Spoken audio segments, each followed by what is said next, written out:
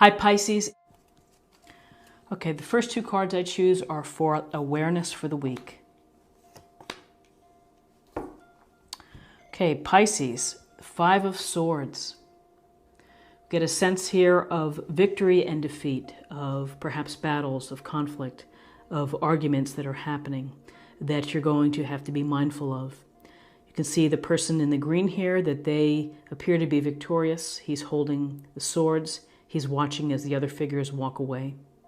And so, as always, in all of the discussions or philosophical arguments that we may have or things that come up, sometimes it's worth hanging in there to make your point and perhaps to quote-unquote win the discussion, win the argument, to have your point of view be the one that's left standing.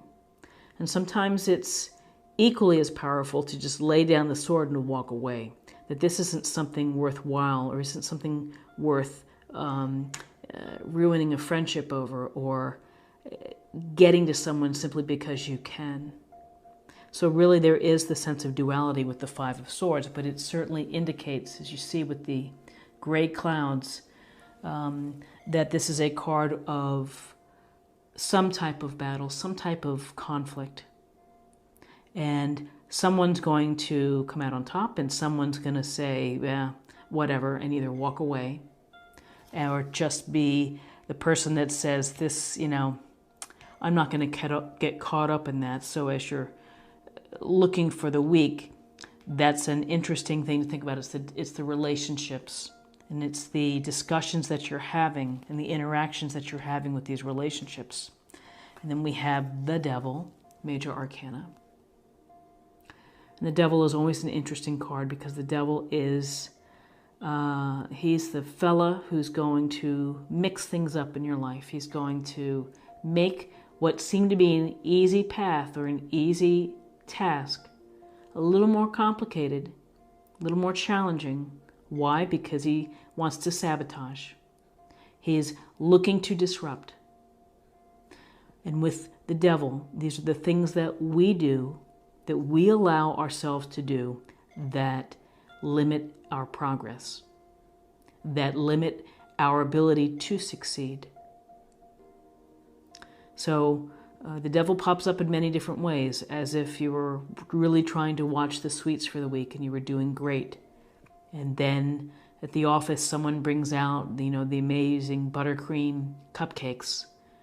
And the Devil's telling you, oh, this doesn't make a difference. Just have it. Just go have it. Whispering in your ear. And so, yeah, you have it. It's not the end of the world, but it is, the Devil is here to limit you. And often we see the Devil manifests itself through behaviors, drinking too much, substance abuse, lying, materialism, overindulgence, third-party situation, you're, stepping out. And these behaviors certainly don't help us on our path to getting where we want to go. It's like one step forward, two steps back. So be mindful of the Devil. And however the Devil plays out for you, and the Devil is unique. We all have our cross to bear and the things that trip us up. So pay attention to that this week. Now we're going to choose two cards for guidance.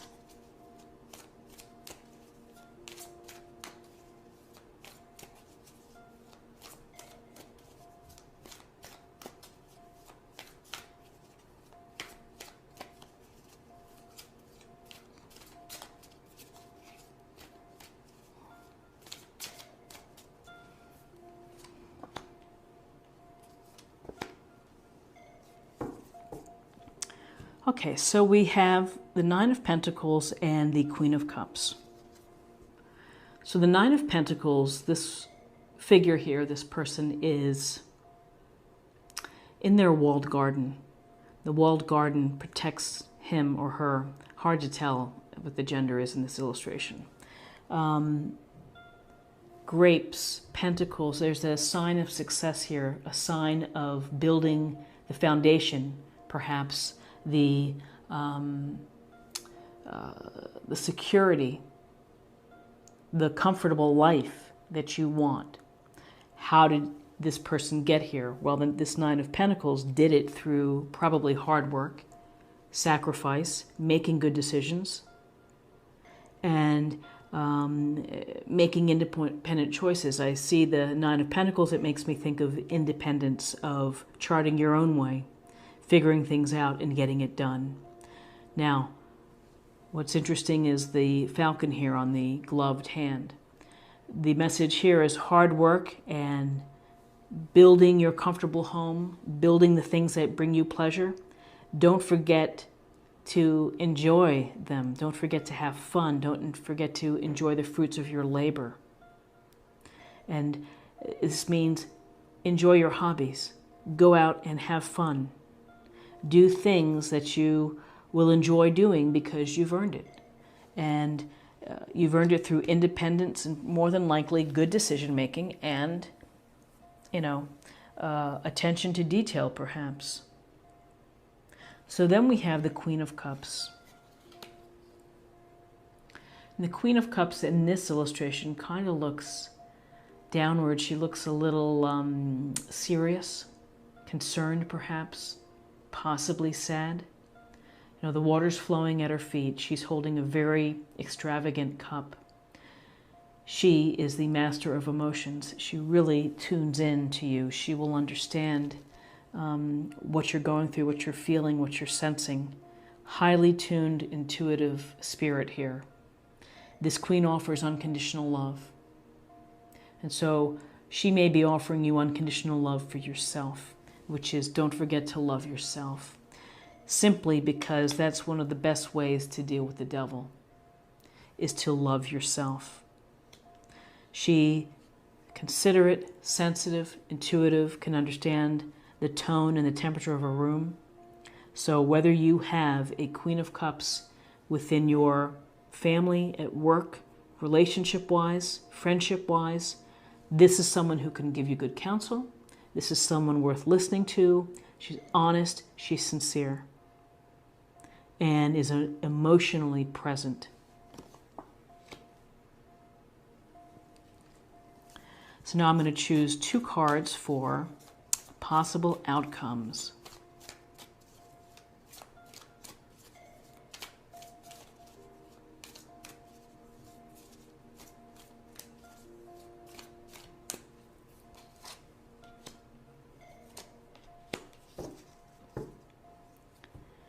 Okay, possible outcomes.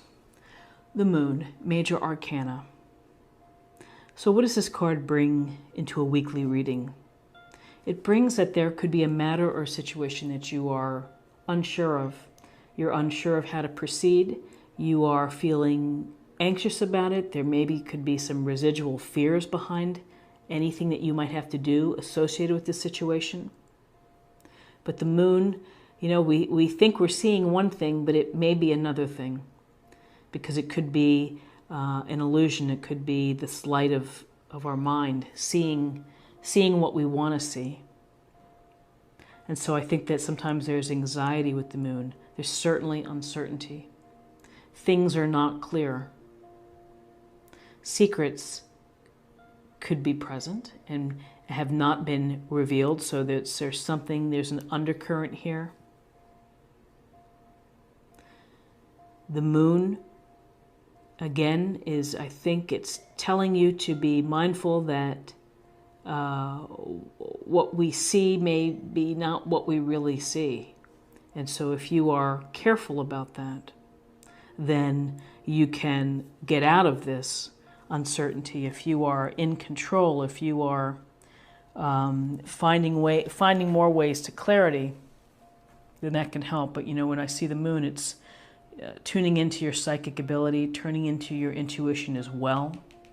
Same as the Queen of Cups would tell you to do. And then the Six of Pentacles. This is a week for you to think about giving, perhaps if you're in a position to give, or asking for help if you need it. If you need help, making a decision. If you need help or support, the support is there. With this Queen of Cups, ask for it. If you're in a position where you can help others because of your success or what you've accomplished or what you've achieved, then do so. To be of service just doesn't mean you give money. It can be your time, your energy. It could be making a call. It could be helping someone out, picking up prescriptions or something. So the giving and receiving is something for you to be on top of this week, that if you need support, ask for support. If you're in a position to help where you might be asked to help, then do so. And do so without expectation that anything comes back. So we have a very interesting week with some conflicts, dealing with the devil, trying to stir things up and trying to take us off path. Independence, success, don't forget to have fun, emotional support, emotional love, unconditional love. Again, some uncertainty, and back to the giving and the receiving, however it's going to happen for you. Let's get a little more information from the oracle cards. This is a general practice perhaps for the week or meditation area.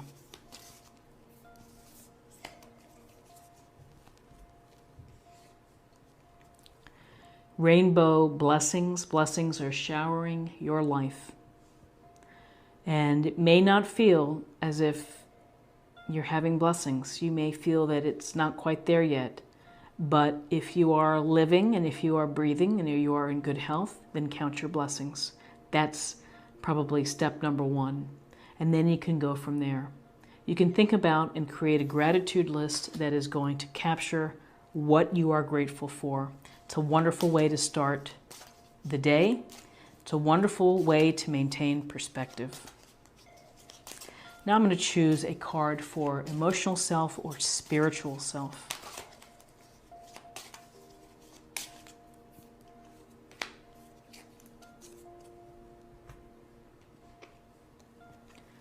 Soul solitude. Your soul needs attention. There are moments when it is important to get away, not just from the noise of the outside world, but to find a place where your soul can experience peace and quiet, a place for soul solitude. This is a time to pause, a time to reflect, a time for you. So soul solitude can be a welcome respite from situations where we're dealing with the Five of Swords, where we're coping with the devil, and where we have uncertainty on which way to move forward. And so take the time to listen to the messages, take the time to reflect, to meditate, give yourself that opportunity. It can only help. And finally, I'm going to choose a card for love, and we'll see what information comes out.